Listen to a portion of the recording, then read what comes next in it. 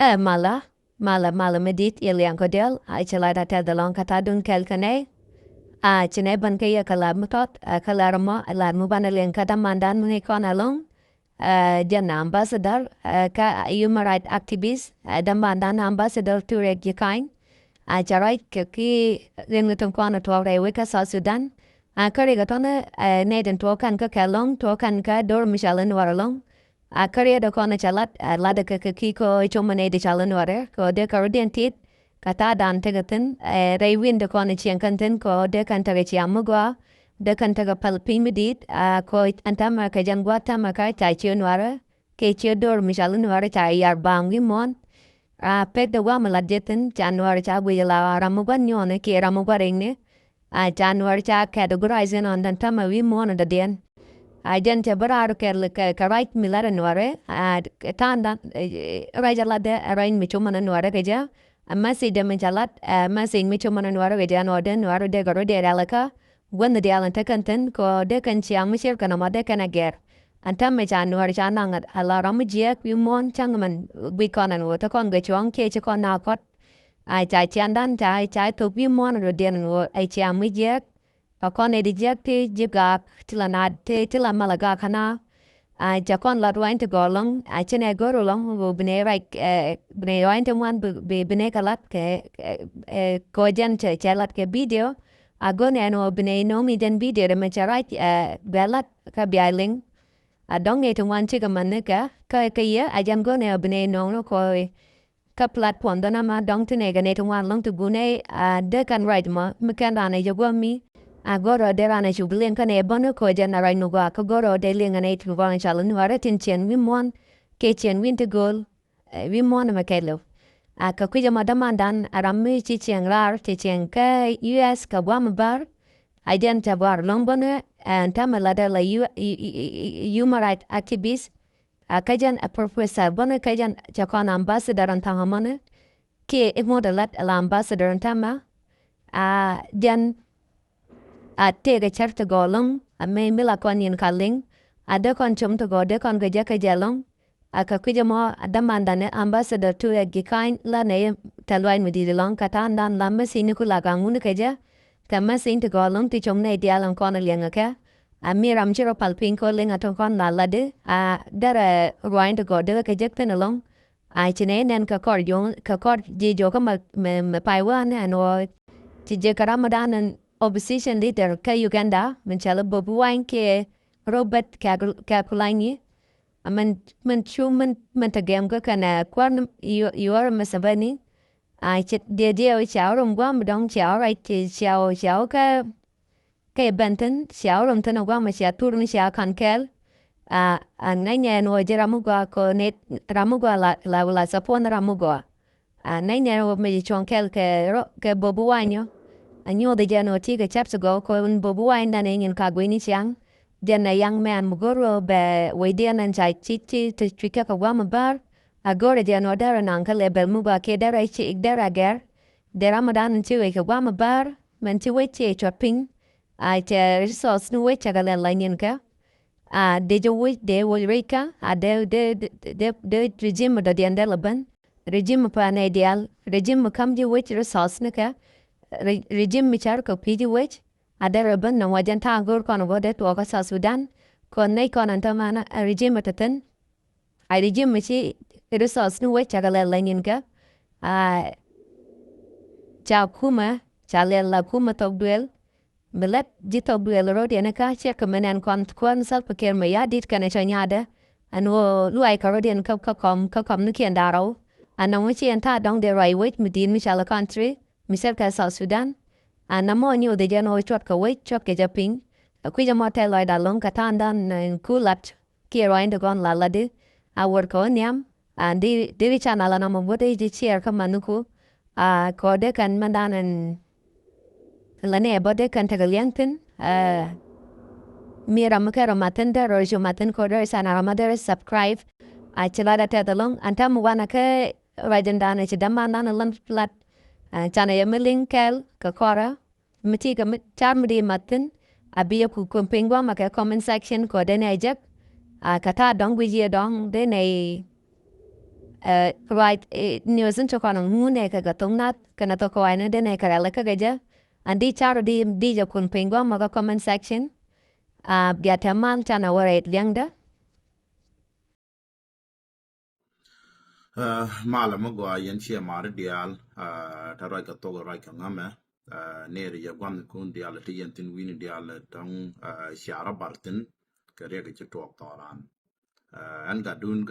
ka daman dun tu ri ji kan shio da la ma de tin ko te ke video ne la ka share ka tang wan ni dong chi shio ran cha ga jo je ja la na ga ba ma tin ra ja go ra de la dia wala right ria ga chi kon jag ro lan tong ni ka so Sudan ka ra ja me bo wa ka yen chi ma na ko dia la chen ne kam ni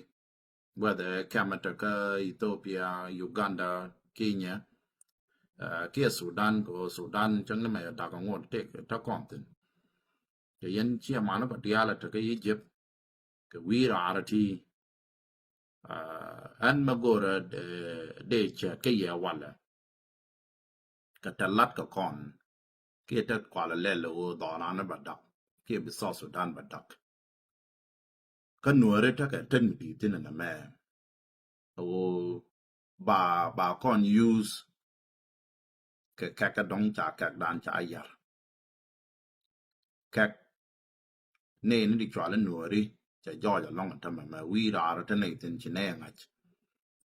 win mo cha ta technology cha cha ka ta ya dan me dan chẳng cha lat ka kon jor ke yat ka dan cha da ngal chu ro li ti che ro li ti ko ta la technology ba dan ta win mo cha ta technology cha ka long ra đi ka de ye yar ka dup tu mo ka dan che je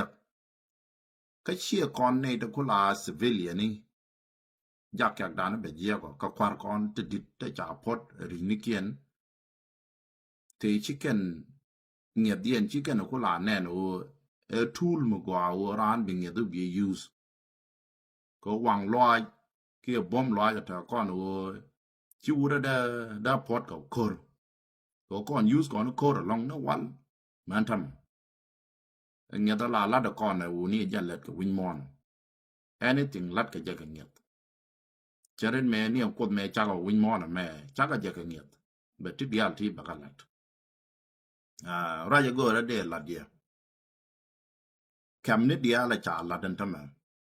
to kul kon la chiang re dien kon ne di cha la nuari ke do re cha la so Sudan ka te lat ke tit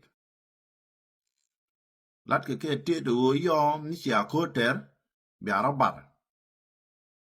ba ne de tie ko kon ba go yo yana la kam gwa me ba ka ben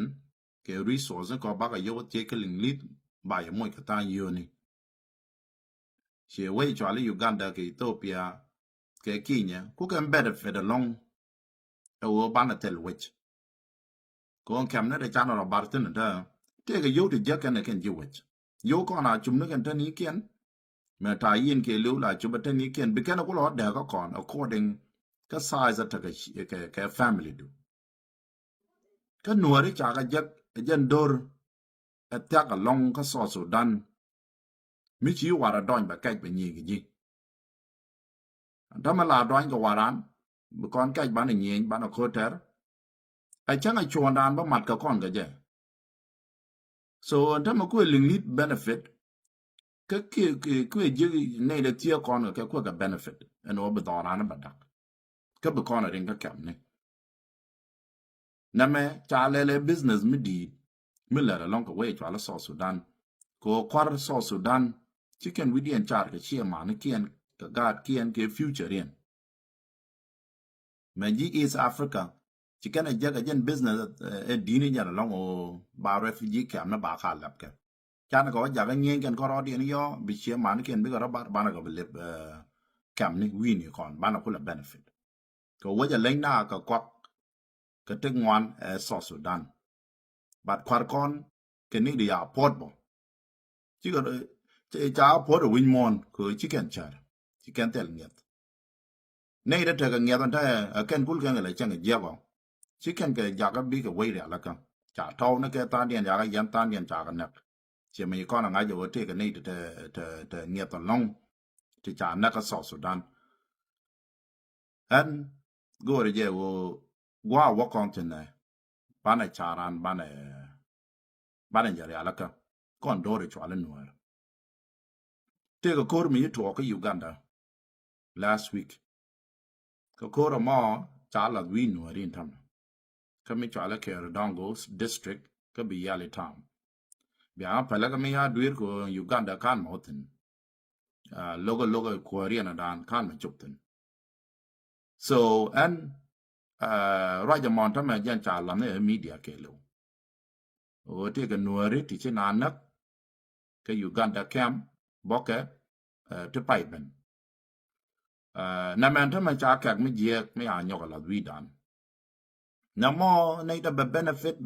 ni Uganda ni ko ba kwak ba ko ti ke chu dan o te nei da nang na wa me gor ke na me na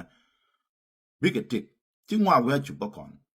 che me ya nga jan ta mo chi a ka bo ko re shin da ya ta chi ta ya da an la nga ye yen chi ma na ko gwa wo kon tin ta ma go re je ngia ta me a jan bana la na je nyam ala number 1 chia đòa là ô dân bình nghiệp biết là use chẳng trả vào đòn chẳng ai ngồi rồi chia đòa có nhua có con thầm đồ rừng ngoan nhua kén con cái yar cái show đàn mít cái Uganda lôi đủ peli pin chẳng cái gì gì chẳng nghĩ gì trả chia mà nó còn nấc akan kwarkian Uganda wekel mi chi kon da go bana ro ala longten ko kwar Uganda cha kon nok loko kon ne mi ko na se to ne gada te di cha ne ga twere la da no kon ni yang no re ti ka ne di je bi ga pal mi ken kor pal so she win ma da kon go ro bana to ka riet ka cha go ne ga Ethiopia me bonya me bon tie ga dan ka run dungwan ba ga go ja da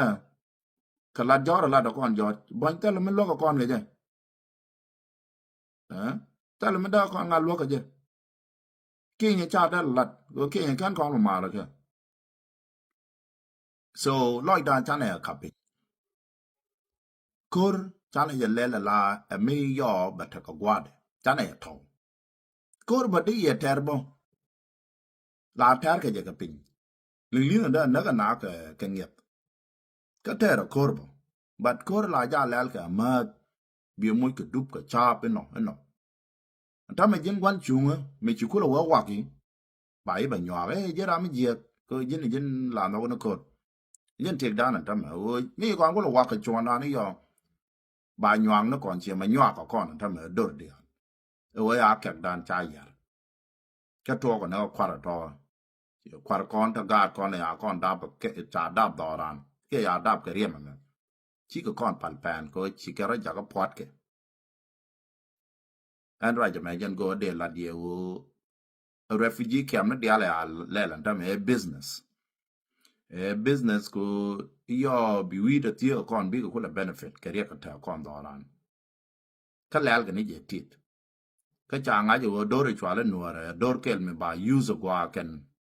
ko bi ken ko reter ba refugee camp na ba ko la wo ba ne lo ja re ga me chi kon je go do palwai pin o bana loy dan pal pin ne ro le ka wai na chang ka ne je ba de ru me lin li nen ro la na dan chan lin li da wa pat ke de o jo chi ya kon chan je ki jan chang kon je ba ma jalam ni che ye ne de ba ro jalam chai chen je but che ro bi je jo bi ni ka ram da den don ne de ko kien cha chung de bengal ne jal bo kwa ya kap chung mi te mi wi go re wo le le ma lu ni re especially in Uganda mo ma Kenya ma ne Ethiopia ta continent cha Egypt da lat ko chen kan kon jeng no so ana jan go de chumi jan chia ma na ko ne kak dan che je ko ra pa loi pin ka ba na nge dan ma ba na je use chi kon bi yu ne ko ra long